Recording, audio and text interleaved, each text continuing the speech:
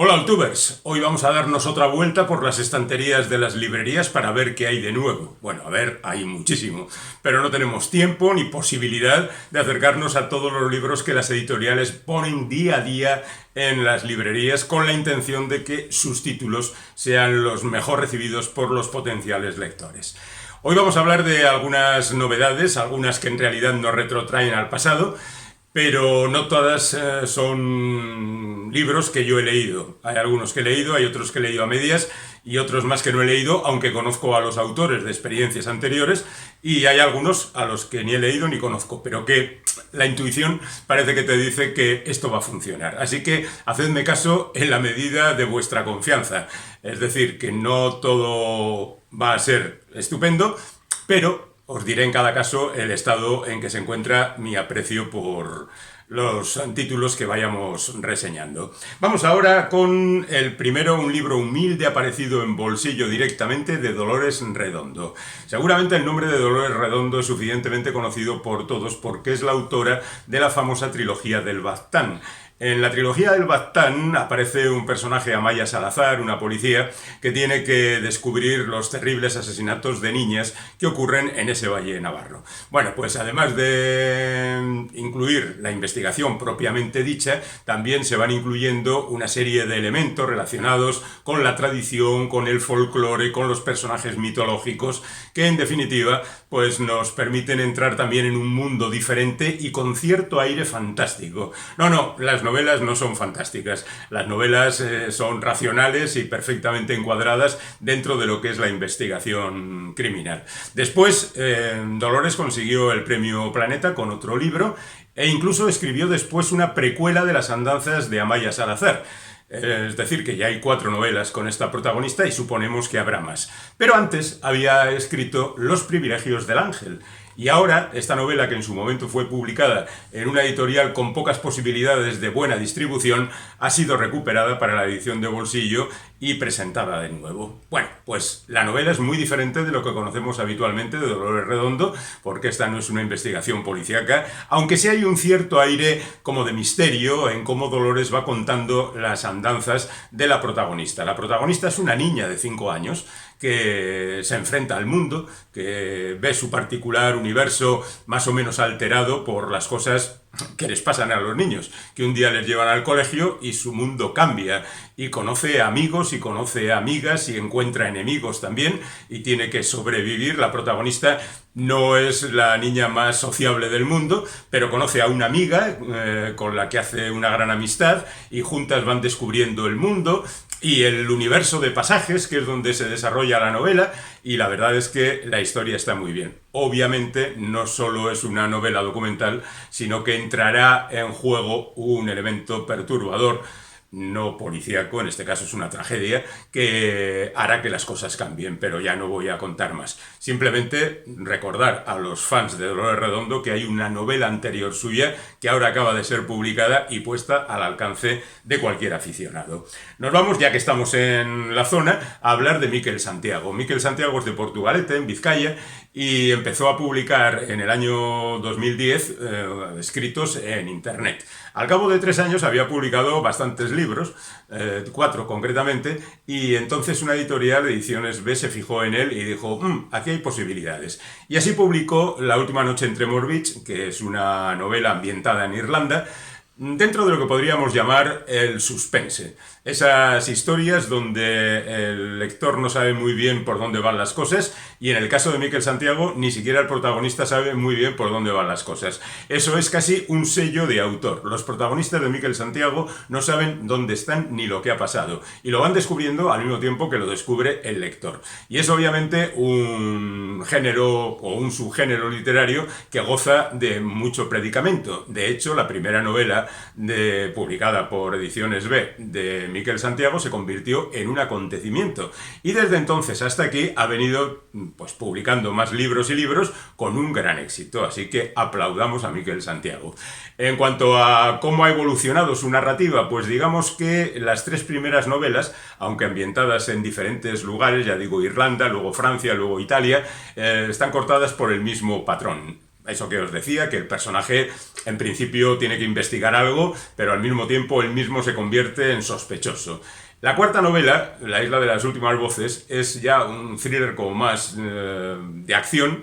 Está ambientada en una isla escocesa donde hay elementos sobrenaturales, donde hay esa situación asfixiante de una isla, donde los personajes tienen que salir adelante como sea, y cambia un poco. Pero ya en la siguiente, El mentiroso, Miquel decidió ambientar sus novelas en una localidad inventada en Urdaibai, en Vizcaya, en un sitio verdaderamente hermoso, con el mar enfrente, la ría, un pueblo pues, de unas características determinadas, pero las historias vuelven a retomar aquello del suspense que decía antes. Y en esta última novela, En plena noche, pues vuelve otra vez ese pueblo, Iyumbe, y nos cuenta otras historias. Es cierto que hay elementos de la novela anterior, pero que no tienen nada que ver con esta nueva trama. El personaje vivió algo hace 20 años, en un día en que hubo un concierto. Miquel Santiago es músico, así que su personaje en este libro es también un rockero que ha tenido mucho éxito y que vuelve a su pueblo después de muchos años porque uno de sus antiguos compañeros ha muerto. Y entonces a partir de ahí va, puesto que ignora todo lo que ha pasado, y no solo eso, sino lo que pasó aquella noche en que desapareció una chica, va sacando a la luz los hechos que ocurrieron a lo largo de 600 y pico páginas. Es el libro más grueso de Miquel Santiago. Y ahora os presento a Jon Arretxe, que es un escritor muy curioso porque Jon es un viajero incansable que ha recorrido el mundo y que ha ido ambientando en determinados países, allá por donde pasaba, porque él siempre dice que si no conoce el sitio donde ambienta las cosas no puede hacerlo, porque si no lo conoce, ¿cómo va a ambientarlo? No se va a servir de la Wikipedia. Y escribió muchas novelas ambientadas en lugares más o menos exóticos y ahora, desde hace un tiempo, está publicando las andanzas de un personaje muy curioso que se llama Touré. La verdad es que igual es difícil encontrar el libro en el sentido que su editora tiene una distribución quizá un poco limitada, pero os explico rápidamente por qué lo traigo aquí para que veáis que dentro de poco Jon Arretxe va a ser una auténtica figura. Acaba de firmar un contrato para hacer una serie con el personaje, una serie televisiva con el personaje Touré, y estoy seguro de que va a ser un auténtico éxito porque el personaje tiene todos los elementos para ser justamente un bombazo. Os cuento un poquito por encima cómo es la trayectoria de Touré. Touré es un inmigrante ilegal, por supuesto, un subsahariano que llega a Bilbao y se va al lugar donde van todos los subsaharianos que llegan ilegalmente, es decir, la zona de San Francisco, que es un melting pot de diferentes etnias y de diferentes personajes donde pasan cosas. El primer libro se titulaba 19 cámaras, haciendo referencia a las cámaras que vigilan la zona para que allí no se cometan delitos, etcétera, etcétera. Bueno, pues Touré llega ahí, es un personaje que en principio vive situaciones tensas porque es una historia policíaca, pero también tiene mucho humor, porque Touré en un momento determinado es contratado para que investigue las andanzas de alguien relacionado con el mundo de la ópera. Jon Arretxe es cantante también y en consecuencia ambientó parte de la novela en ese mundillo. Dice que le sirvió para luego que no le miraran bien, porque hacía humor con estas cosas. Y bueno, pues esa fue la primera novela, la segunda sigue más o menos la misma marcha. En la tercera ya coloca un elemento mucho más dramático, la muerte de una hija de Touré, y después las cosas van cambiando hasta la quinta, en la que ya se ve absolutamente asfixiado, decide salir, se va a las montañas navarras, allí vive otras aventuras, y en esta, que es la séptima novela de Touré, desconfía. Como veis, aparece la Torre Eiffel, está ambientada en París. Ya es una novela súper negra, con clanes, con gente enfrentada, con diferentes personalidades que van buscando lo que les interesa, con Touré a veces desatado. Hay humor, pero poquito, hay mucho amor también, pero que acaba en circunstancias difíciles. Hay mucha tragedia, mucho drama, mucha emoción. Y la verdad es que son novelas muy breves, donde está todo como concentrado, todo ocurre muy deprisa, ocurre con mucha intensidad. A mí me gusta mucho Jon Arretxe y me encanta que vaya a ser a partir de ahora popular y que gracias a ello pues le conozca a todo el mundo. Aquí lo tenéis. Vamos ahora con algunos ensayos que me han parecido pertinentemente interesantes. Empezamos con La casa del ahorcado, de Juan Soto Ibars. Juan Soto Ibars es un poco el enfant terrible del ensayo político y social. En un libro anterior, Arden las redes, ya vino a denunciar la corrección política y cómo a veces, y gracias a las redes sociales, las cosas se descabalan y acaban convirtiéndose en auténticos linchamientos y cómo a veces no es necesario que un hecho se haya producido, sino que alguien lo cuente para que se desate una tormenta y que el mundo esté lleno de indignados y de gente que cumple unos preceptos a rajatabla sin abandonar la ortodoxia más rampante. Bueno, pues en La Casa del Ahorcado, que hace referencia al viejo dicho de no mentar la soga en la casa del ahorcado, vuelve a insistir otra vez en este mundo. Lo hace a través del tabú, fundamentalmente. El tabú es lo prohibido, es una palabra que viene de los mares del sur, como sabéis, y que se ha instalado en la sociedad. El tabú es aquello que no debe ser nombrado, el tabú es lo que no debes hacer, el tabú es lo que si tú te saltas la norma serás apaleado por ello y quién sabe si condenado al ostracismo y quién sabe si cosas peores.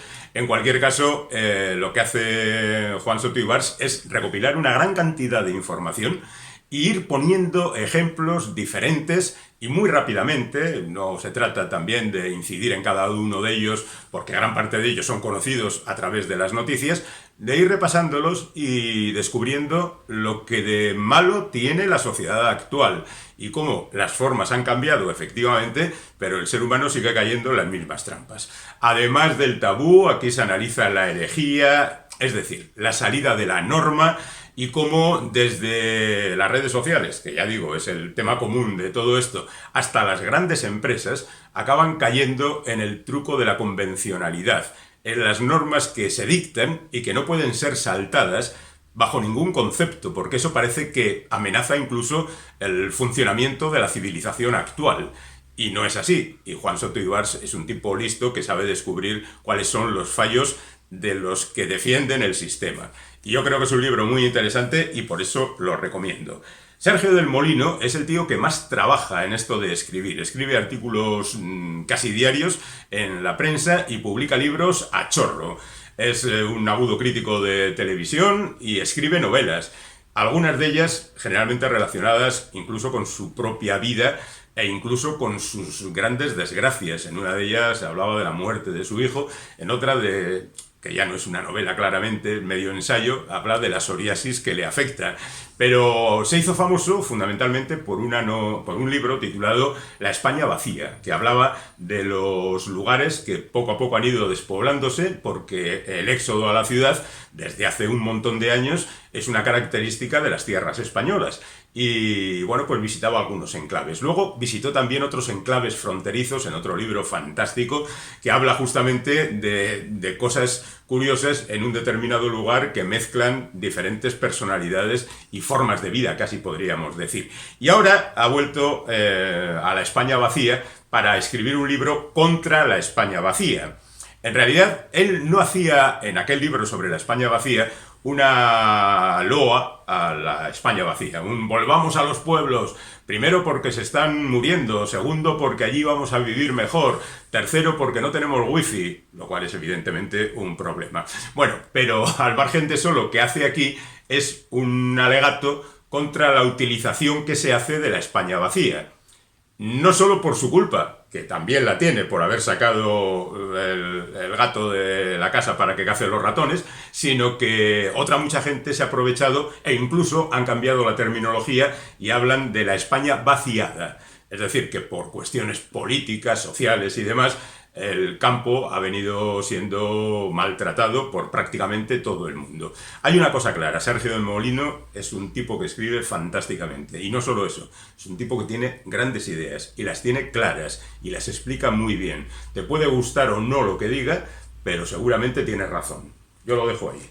Vamos ahora con un libro también preocupante por lo que denuncia. Se titula Sobre el tiempo y el agua, y es obra de Andri Snær Magnason, un autor al que no conocíamos de nada, que nació en Reykjavik y que nos habla en este libro fundamentalmente de él y de su familia, ese tiempo, el tiempo que ha ocupado la familia del escritor, y sobre el agua esa que cada vez se nos convierte en un problema, que ya es un problema grandísimo para millones y millones de personas que no tienen acceso al mismo, pero que en este libro se denuncia una vez más como dentro de poco los millones de personas sin agua van a ser más. Y llegará un momento en que solo una clase muy privilegiada, en la que no estaremos nosotros seguramente, va a tener acceso al agua. Y el agua es tan necesaria como que nosotros somos agua. Así que a ver qué es lo que va a pasar con el futuro. El libro está muy bien estructurado, tiene mucho encanto, habla de las andanzas de sus familias, habla del agua obviamente, incluye fotografías de diferentes condiciones. Aquí, por ejemplo, miembros de su familia en un desierto. Hubo incluso también referencias a las sagas nórdicas, las leyendas y demás. Sobre el tiempo y el agua, a mí me parece que es un libro a tener muy en cuenta. Otro ensayo muy curioso y muy interesante es Escribir es de locos. Lo firma Félix J. Palma. Félix J. Palma es un autor de fantasía.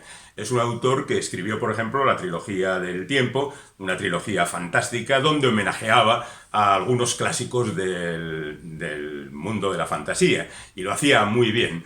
Luego ya derivó hacia otro tipo de literatura y ahora nos sorprende con este ensayo donde obviamente de lo que habla es sobre escribir. Escribir es de locos y da razones a favor y en contra de escribir. Él no puede evitarlo porque es escritor y, como ocurre con cualquier artista, no puede evitar serlo. Pero es un breve repaso a algunos ejemplos, a algunos libros, a algunos medios, porque claro, ya no solo se escriben novelas, ahora las redes están ahí, está Tinder, está YouTube y está yo que sé cuántas cosas.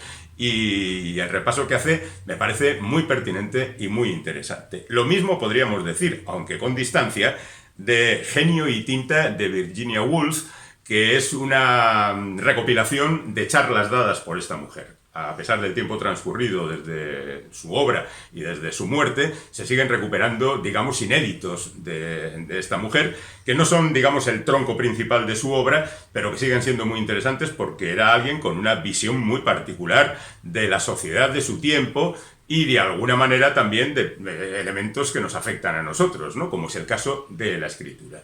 Recuérdese su obra principal, aquella de Una habitación propia, y de su importancia, ahora más reivindicada que nunca, dentro del mundo del feminismo. Bueno, pues aquí hay una serie de reflexiones sobre el hecho de escribir, por supuesto ancladas en el momento en que las escribió, pero la verdad es que sirven para absolutamente cualquier momento.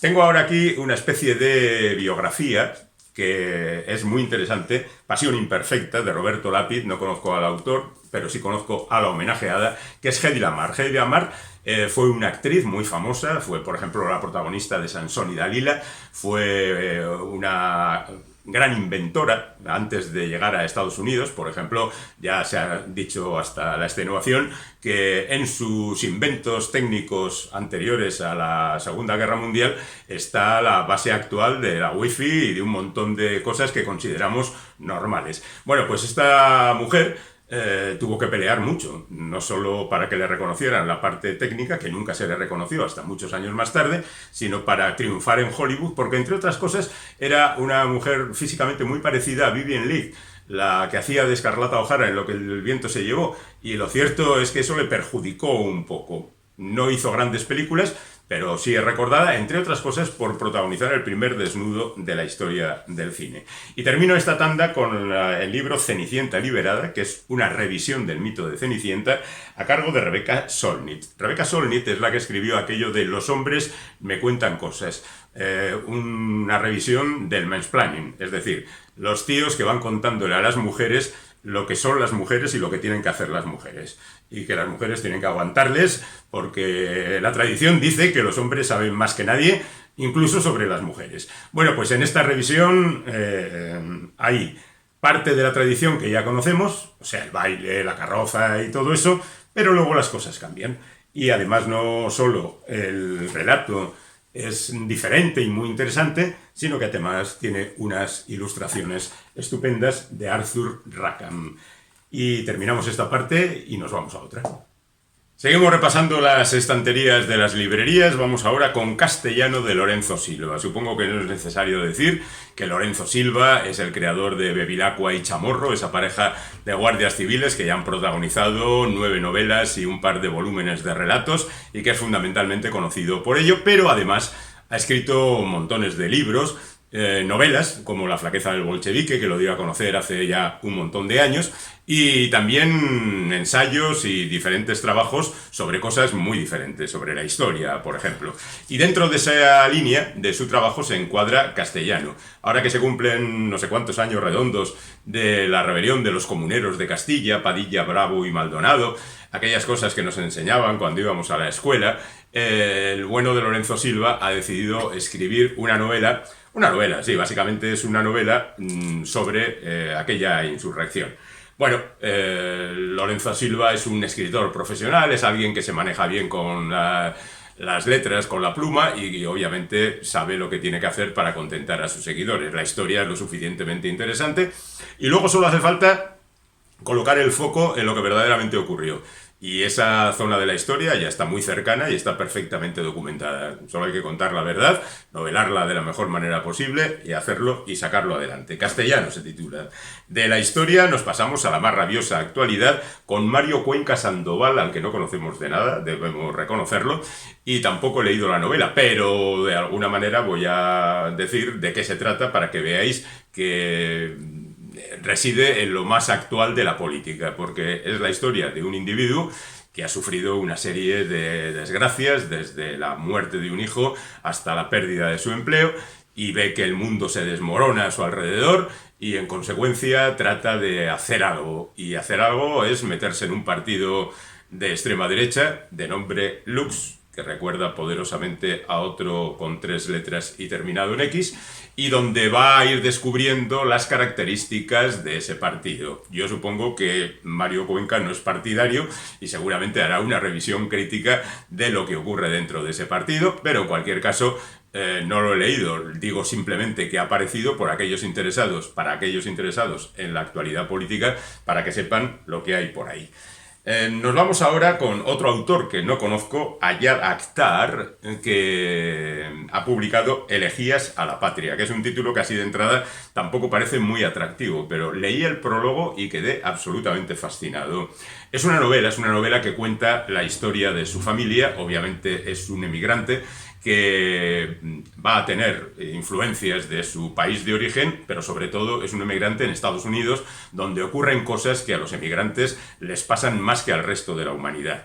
Al principio, en ese prólogo, él habla de una profesora que tuvo que decía cosas políticamente incorrectas, lo cual le sirvió pues para ser maltratada por la propia universidad y poco considerada en otros círculos, pero que en el fondo eran grandes verdades. Entre ellas decía que el país, Estados Unidos, nació como una colonia y que seguía siendo una colonia. En esta ocasión ya no la manejaban desde la metrópoli, al otro lado del charco, pero sí la manejaban desde los centros de poder económico, que son los que en definitiva rigen prácticamente todo el funcionamiento del país. Y si Estados Unidos está regido así, el resto del mundo también.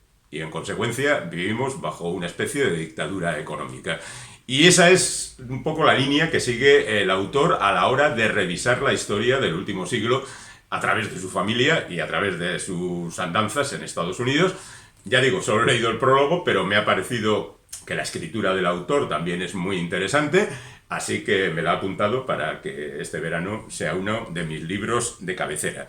Voy a hablaros ahora de un tipo fundamental, William Boyd, y os voy a hablar un poco en extenso porque creo que no lo conoce nadie. Veréis, este tipo hizo una primera novela hace 40 y algún año que se titulaba Un buen hombre en África. Alguien quizá recuerde una película protagonizada por Sean Connery que se titulaba así y que era una parodia del colonialismo británico, de cómo los occidentales se comportaban como bárbaros en África y cómo al buen hombre del título de la novela y de la película pues le pasaban de todo por tratar de ser racional y comportarse como una persona normal. Su segunda novela, Como nieve al sol, hablaba de la Primera Guerra Mundial y era una sátira antimilitarista verdaderamente formidable. Y la tercera se convirtió en una película muy famosa, An Englishman in New York, aunque se titulaba la novela originalmente Barras y Estrellas, y hubo una película protagonizada por Daniel Day-Lewis, ambientada en el mundo del arte y demás. Pero fue su cuarta novela, Las Nuevas Confesiones, la que de alguna manera descubrió al grandísimo narrador que es este hombre.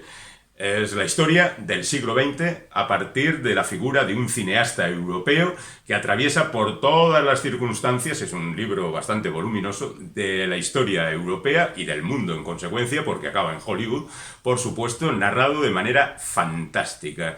Ese libro tiene uno de los récords más curiosos y es el menos vendido de la editorial durante muchísimos años. La gente leía Las nuevas confesiones, como un nuevo San Agustín, el protagonista repasa su vida y descubre que, y a uno le mientan San Agustín y decide que no va a leer el libro. Craso error, porque es un libro fantástico, porque además el bueno de William Boyd es un escritor increíble, un escritor que te habla de las cosas más interesantes del mundo, te las cuenta de la mejor manera del mundo y además tiene unos personajes creíbles, cercanos, gente que sin duda alguna tú conoces. Y te va llevando de página a página como si no tuvieras otra cosa que hacer en el mundo más que leer sus libros.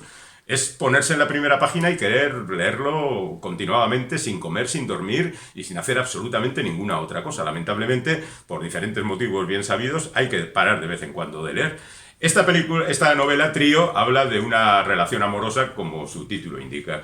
Y aunque no la he leído, ya os he dicho que a mí William Boyd me encanta. Fijaos, tiene hasta una novela de James Bond. Es uno de los autores que en un determinado momento ha sido contratado para hacer una novela de James Bond. No es la mejor del mundo, no es la mejor de las suyas, ni muchísimo menos, pero bueno, como referencia, es un tipo que sabe narrar fantásticamente, que quede eso claro. Y ahora nos vamos a China porque tenemos un nuevo volumen de relatos de Ken Liu. Ken Liu es uno de los autores chinos más representativos de la última época.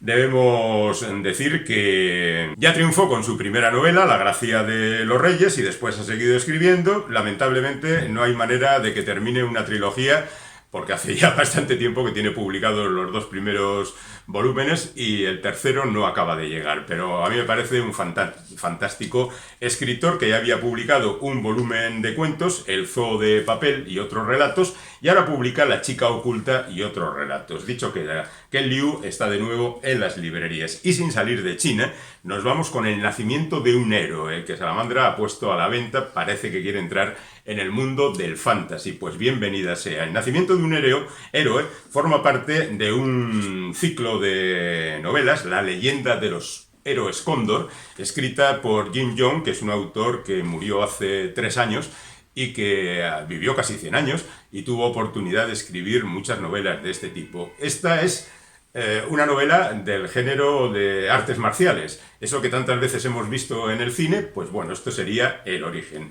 Largas historias, generalmente muy bien contadas, con grandes enfrentamientos. No sé yo si al leerlo simplemente la cosa cambia con respecto a verlo en la pantalla. Pero en cualquier caso, con la imaginación que ya nos ha desatado esa visión de películas como Tigre y Dragón, por ejemplo, o otras que son bien conocidas como Hero o La casa de las dagas voladoras, pues la verdad es que podemos imaginarnos todo esto. Esto, digamos, es un clásico que está basado en las leyendas primigenias chinas y que están puestas al día por este hombre que, ya digo, escribió esto en los años 70 fundamentalmente y que ahora empiezan a publicarse aquí en forma de trilogía. El nacimiento de un héroe. Habrá más, por supuesto, relatos de este hombre y los esperaremos con entusiasmo.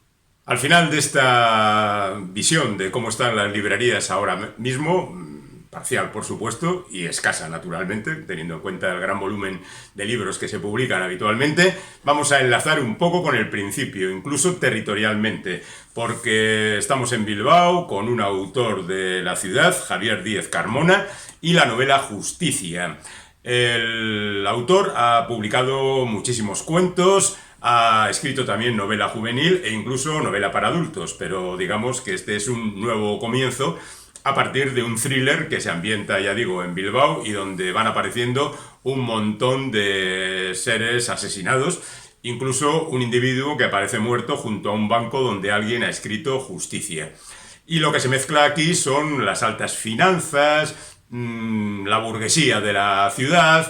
Por supuesto hay alguien investigando todas estas cosas y parece que el asesino en cuestión tiene un objetivo, pero habrá que ver exactamente cuál es ese objetivo. En principio, todo quien lo ha leído me ha dicho que la novela está muy bien. Yo no lo he leído todavía, pero bueno, os dejo la referencia por si os interesa. También hay un nuevo libro de Mónica Rouanet que se titula No oigo a los niños jugar. Mónica ha escrito dos libros anteriores que se titulan Donde las calles no tienen nombre y Despiértame cuando llegue septiembre. Alguien reconocerá ese título por una famosa canción. Bueno, el hecho está en que Mónica en esta ocasión habla de un lugar un tanto extraño, un edificio donde la protagonista cuida a gente que por diferentes motivos corre riesgo de exclusión, donde empiezan a ocurrir cosas extrañas.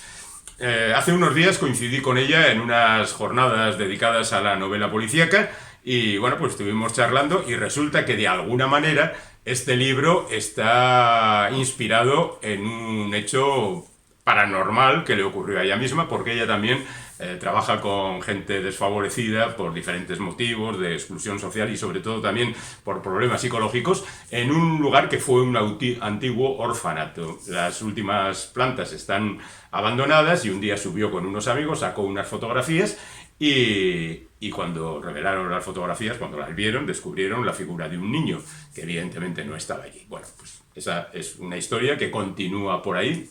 No tiene que ver exactamente con la trama de la novela, pero sí de alguna manera inspira lo que aquí se cuenta. Nos vamos ahora con Lucy Foley, que es una escritora de reconocida solvencia y que aquí ha mezclado algunos géneros. Principalmente hace referencia la lista de invitados a una boda. Es decir, que tenemos una boda que es casi un género en sí mismo, literario. Los problemas que se crean en una boda entre los familiares y amigos de los contrayentes y todo lo que puede pasar. Y al mismo tiempo hay una clara referencia a los 10 negritos de Agatha Christie, porque esa boda se va a celebrar en una isla. Y en esa isla, con tanta gente, pues empiezan a ocurrir cosas y no sabemos si no quedará ninguno, como en la novela de Agatha Christie, pero es de suponer que algunos sí. Bueno, es una novela para pasar un buen rato, supongo, este verano y a disfrutarlo. Graeme McCrae Barnett. Este tipo es verdaderamente interesante. Hace un año aproximadamente yo leí Un plan sangriento, la segunda o la tercera novela de este autor. Esta, que publica ahora la editorial Impedimenta, es la primera. Pero aquella, Un plan sangriento, era una novela extraordinaria.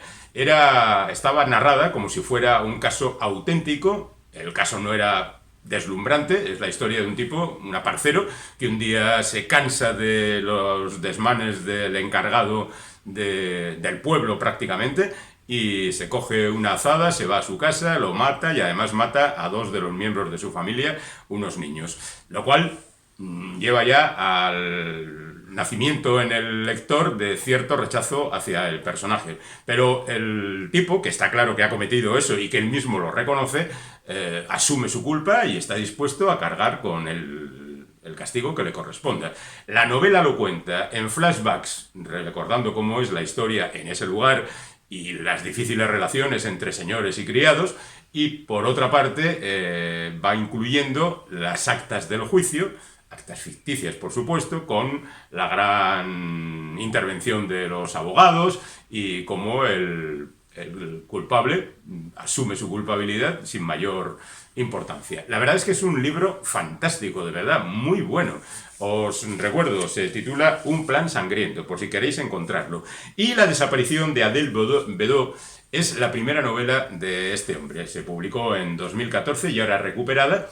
Y parece que se van a seguir publicando las andanzas de este personaje, que ya tiene otra novela más, e incluso anuncia la editorial que publicará la última hasta el momento, que acaba de aparecer en su país de origen. Bueno, pues La desaparición de Adele Bedeau es una novela bastante convencional, con un personaje que llega a un lugar donde se relaciona con la Adele del título, pero esa Adele desaparece y él se convierte en el principal sospechoso. Y aquí aparece un policía que va a ser el protagonista de alguna otra novela del autor y que establece una especie de caza del hombre a través de la ciudad, buscando las pruebas de que este hombre es el culpable, sin saber todavía qué es lo que ha ocurrido con Adele. Bueno, pues es una novela en principio bastante más convencional, con una estructura más normal que la que ya tuvimos oportunidad de leer, pero teniendo en cuenta que el bueno de Graeme es un buen escritor, pues me la apunto también para para este verano, que ya veremos si tengo tiempo para todo. Nos vamos con Mattias Edvardsson y una familia normal. Edvardsson es sueco y escribe novela... Bueno, no sabríamos cómo definirlo. La historia está en que aquí se narra la historia de una familia en la que todo parece fantástico, tienen buenas relaciones, hasta que, por supuesto, surge el inconveniente, surge algo que hace pensar que la hija del matrimonio es culpable de algo, no añado nada más. Y a partir de ese momento, la novela se centra en las reacciones de los personajes principales, que son el padre y la madre, los vecinos, los familiares, los investigadores y todo lo que rodea ese suceso que ha venido a trastocar la plácida calidez de la vida de estas personas. Es una novela que a mí me parece quizá excesivamente gruesa, pero lo mismo este hombre es fantásticamente bueno narrando y nos lleva muy contentos. Yo pienso leerla este verano. Ya veremos en qué acaba tanto compromiso. Tenemos gente más conocida como Petros Markaris, el fabuloso autor griego, que sigue adelante con las andanzas de su personaje Kostas Haritos, que de un tiempo a esta parte está metido, por supuesto, en el tinglado de la crisis. Desde hace ya 12 años, el bueno de Petros sigue contando con detalle cómo es la crisis en Grecia. Es un hombre al que conocimos hace tiempo y que se dio una vuelta por nuestro territorio y dijo, aquí crisis es la de Grecia, no la que ustedes tienen, que veo los bares llenos. Bueno, al margen de esto, digamos que Haritos sigue investigando, en este caso, la muerte de un millonario árabe que pasa por aquí, y al mismo tiempo el otro nivel narrativo habla de un amigo de Haritos que está preparando una especie de revolución, una especie de levantamiento social contra las condiciones que el gobierno sigue poniendo sobre los ciudadanos. Y terminamos con una novela, La distancia que nos separa, de Renato Cisneros, que me parece muy interesante. No conozco a Renato Cisneros, pero me interesa lo que cuenta este autor peruano que habla de su padre. Su padre fue un militar y en consecuencia estuvo metido en jaleos poco democráticos, por decirlo claramente, y tiene una historia interesante. No solo consigue contar la historia de su padre, sino que él mismo cuestiona su visión de su padre. Es decir, es mi visión, es mi padre, y en consecuencia no puede ser la misma visión que puede tener alguien ajeno a la familia.